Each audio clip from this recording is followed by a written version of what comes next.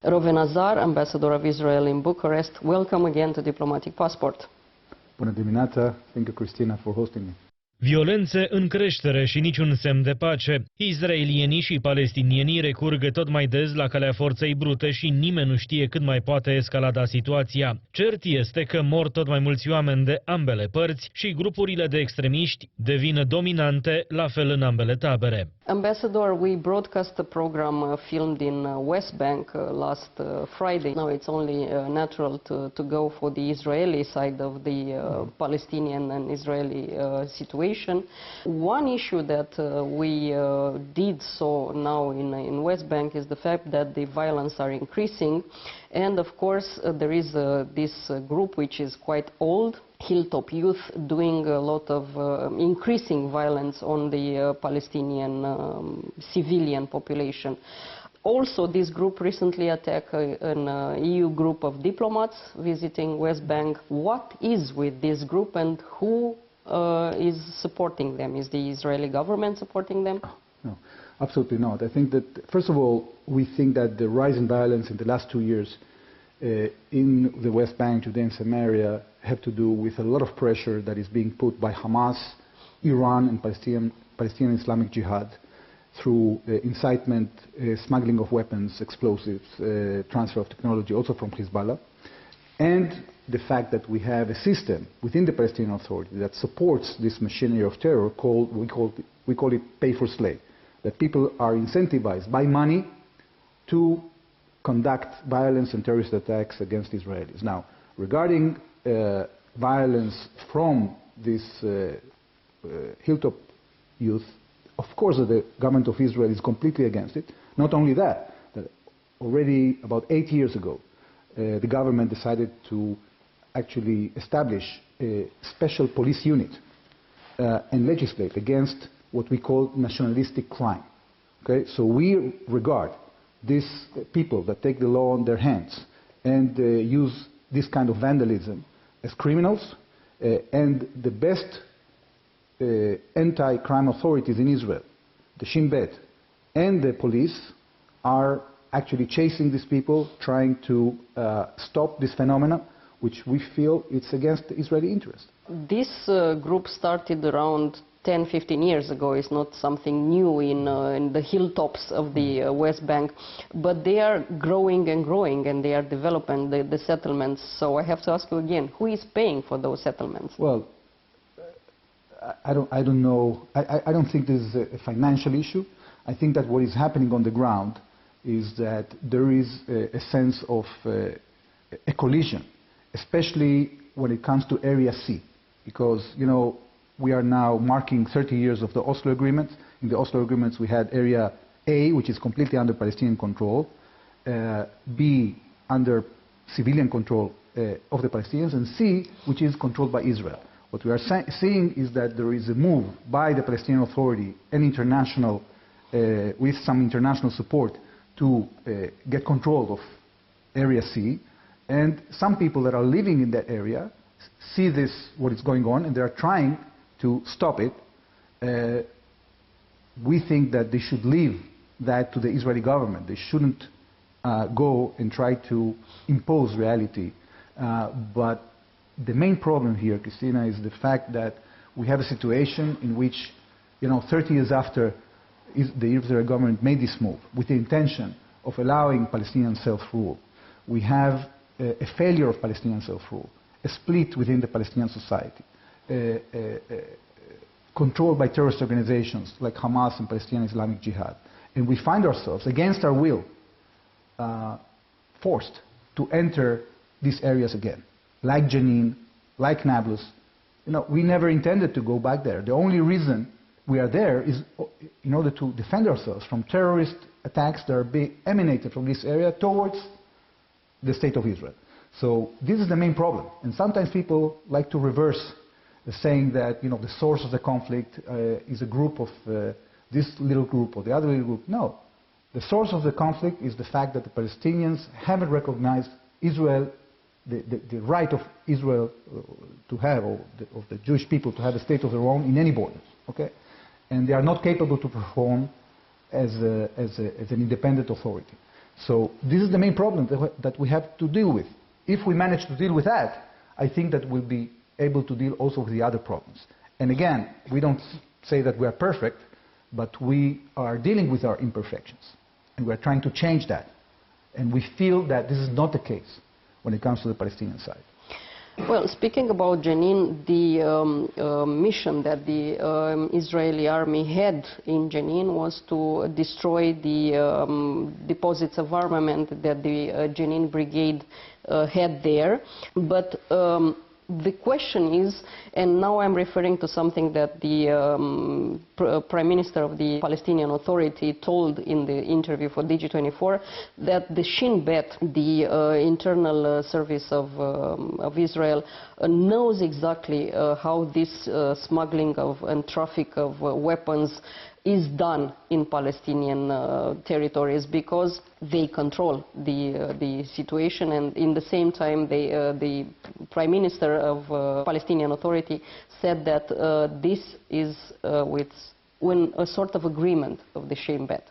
Well, that's completely baseless. What I think the Palestinian Prime Minister got right is that we have a problem with contraband, okay?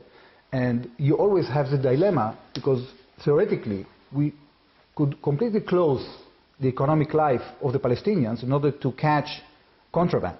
But that bears a price. At the end of the day, to any security act that you do, it bears collateral damage and damage to the population. What Israel is trying to do is to balance between the needs of the Palestinian population, continuation of Palestinian work in Israel, continuation of Palestinian trade and Palestinian industry. If you completely ignore that and deal only with security, probably we would be more successful in dealing with contraband. But you know, we do not allow ourselves to do that, because we want to take into account the interest of the general population, the Palestinian population and the Israeli population. 38 de săptămâni de proteste se întâmplă în Israel, unde oamenii sunt nemulțumiți de reforma justiției propusă de noul guvern al lui Benjamin Netanyahu, care este descris ca cel mai extrem din istoria țării. Protestatarii, mulți dintre ei rezerviști, inclusiv piloții ai forțelor aeriene de care depinde apărarea țării, spun că democrația israeliană este în pericol dacă propunerile de reformă vor fi aplicate. Pe scurt, guvernul vrea să slăbească puterea Curții Supreme de Justiție de revizuire sau anulare de legi, iar aceste atribuții să revină unei majorități simple din Parlament. Right now in Israel is what the Israeli media calls the most extreme government in the history of your country, and one decision that is blamed are this new way of modifying the justice law. The protests are still ongoing for a few months already in Israel. Is this the end of the Israeli democracy, as a lot of your people are saying? Well, I think it's exaggerated. I think that people are, you know, in Israel, we are a vibrant democracy, and the fact that we have these demonstrations without almost any violence is another manifestation of how our democracy works. I think that Israel will remain a democracy. There is an argument, I think a legitimate argument, on how the justice system should work and where the balance should be between the different powers that be. You heard the Israeli Prime Minister in the meeting with President Biden declaring that Israel always will remain a democracy. I think this is, I think this is very natural. How come your Prime Minister doesn't manage to convince its own people that Israel will always be a democracy, because those that are protest are not few, are a lot? Well, I think that anyone that is protesting has a legitimate concern, and they have the reasons for being concerned. It doesn't mean necessarily that the threat that they are feeling is real, or that we are going to reach this solution or the other. I think that what we are trying to do right now in Israel, what the political echelon is trying to do, is to try to find what can be the middle way and what can be the compromise. There are always going to be, people from extremes that are going to try not to compromise and to make their way go through. But I'm a great believer in the Israeli democracy, in the center, in the logic of people, in the aspirations of Israelis to live a decent, a good life. And sometimes we argue what should be the rules? You argue all the time is your way of living, but this problem is quite serious. I mean, a lot of important people in Israel are involved, and even the discussion you mentioned between your Prime Minister and President Biden in the United States in a hotel in New York, there are a lot of protests outside the hotel. Yeah, well, I'm not denying it. So I think this is what we are having is a serious difference of opinion. I'm not trying to say that this is something that, doesn't have any importance. Of course, it's very important. When sometimes in societies, in democratic countries, have very, very difficult battles. The question is, how do you deal with these battles? How you handle them? Do you give enough room for people to express themselves? And eventually, can you reach a situation in which, within the democratic rules, you can find a solution? And, we have to wait and see. The crisis is still there. The internal differences are still there. So I'm not trying to minimize it. What I'm saying is that I believe that our society is capable, by democratic means, to reach a solution. And I think that we're going to reach that. It's going to take time. But I'm very hopeful because I know how Israelis think and care about the country and how involved they are. Sometimes it seems that they are very passionate about it, and this is why we see this manifestation. But I think it's natural, and it's even a good thing that people are more involved and not indifferent. The same government you have now, if we are reading the Israeli media, had a decision for all the embassies in Europe to get closer to the extremist parties all over Europe. And you already had a meeting here in Romania with the leader of our party. Do you think, or does anyone in Israel think, that a party that actually minimized the importance of Holocaust, saying this is a minor issue, if they change now the declaration, they change as well the mentalities? We have to wait and see. What I think is happening is that we have a pretty dark history sometimes of the Jews in Europe, and what we have decided to do in the last, especially in the last 30 years, since the Soviet bloc was dissolved and the Central and Eastern European countries started joining the European Union and NATO, we managed to reach a consensus with the United States and with democratic countries in Europe that there are certain principles that whoever wants to be part of our relations has to meet. So sometimes when people come forward and say the right things, like, for example, assuming responsibility for the Holocaust that happened in Romania, in the territories that Romania controlled in World War II, condemning anti-Semitism, adopting the IRA definition of anti-Semitism, prohibition of eulogization of war criminals and support for Holocaust education, when people come forward and say that things and declare they want to do it, we give them a chance. So we started a dialogue. It doesn't mean a carte blanche to go back or go to any other, let's say, conduct that maybe people had in the past. We are trying to look to the future because we saw that people have declared these things and in many instances have changed or adopted a new code of conduct. So I don't know what will happen. I think that this is consistent with what we have been doing in the past, and I'm hopeful that these declarations will actually meet reality, and we of course are going to follow that. And if they don't meet reality? We're going to call it out. Does this situation change anything in your relations with the Romanian state? Well, I don't think so. I've been continuing to promote very passionately our bilateral relations. I've met in the last 4 weeks at least 4 ministers, politicians, and also did tours around the country. We are promoting very important projects. We have an opportunity to increase our mutual defense-based defense industry. There are substantial industries from Israel investing here. We think that Romania can become a hub for defense industry in Europe, and we are promoting that. We are cooperating in the water field, in agriculture, in high-tech. We want to help Romanian startups to scale up. This is something that will be also beneficial for us.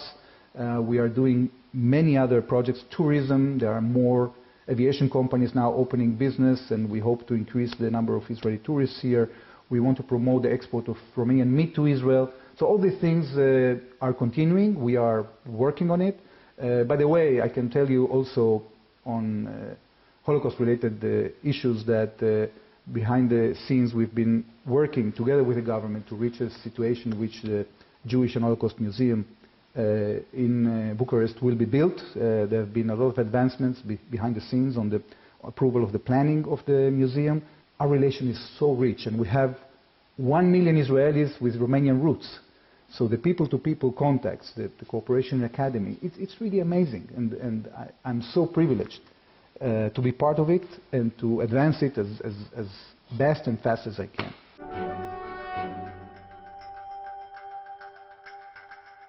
Benjamin Netanyahu, premierul israelian, a vorbit recent la adunarea generală ONU și a venit, ca de obicei, cu recuzită. A explicat cât de mult se va schimba Orientul Mijlociu dacă Israel și Arabia Saudită vor face pace. Pentru a exemplifica, a arătat o hartă în care cu verde erau marcate statele arabe și cu albastru Israel. Nicăieri pe hartă nu erau Cisjordania și nici fâșia Gaza, aflată sub control palestinian. Coming back to the issue with the Palestinians, there was another declaration in New York recently from Mohammed bin Salman, the Prince of Saudi Arabia, saying that the Palestinian issue must be solved, ending negotiation with the Israeli side, so Saudi Arabia and Israel could start to build new relations. How is this going on? Well, he also said that the negotiations are interrupted, are continuing, and they are advancing every day. That means that, hearing it from his mouth, it seems that he is optimistic.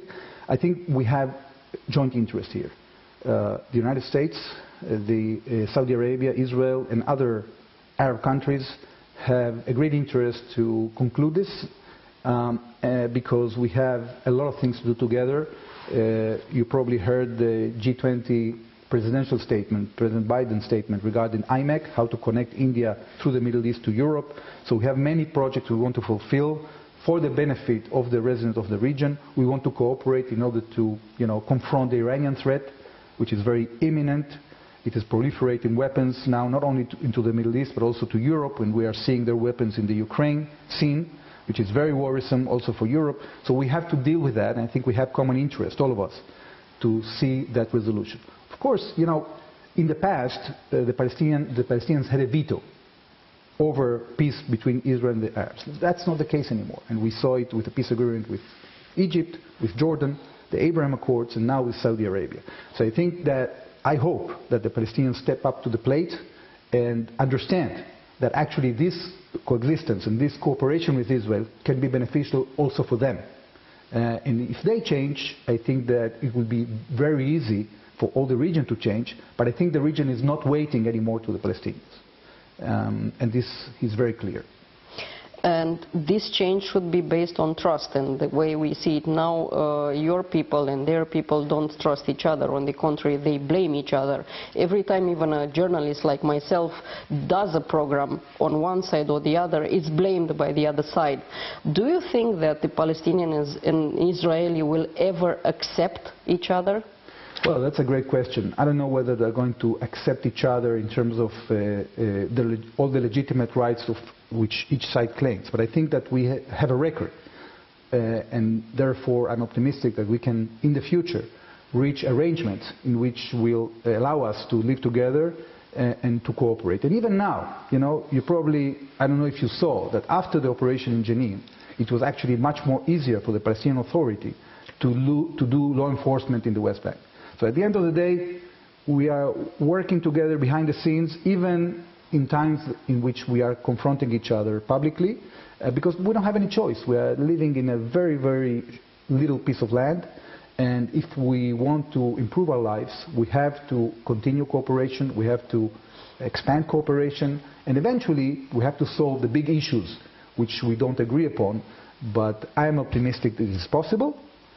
We have had some attempts in the past. It worked for some time, but I think we have to enhance our efforts and we have to fight those who don't want peace, that don't want to accept Israel.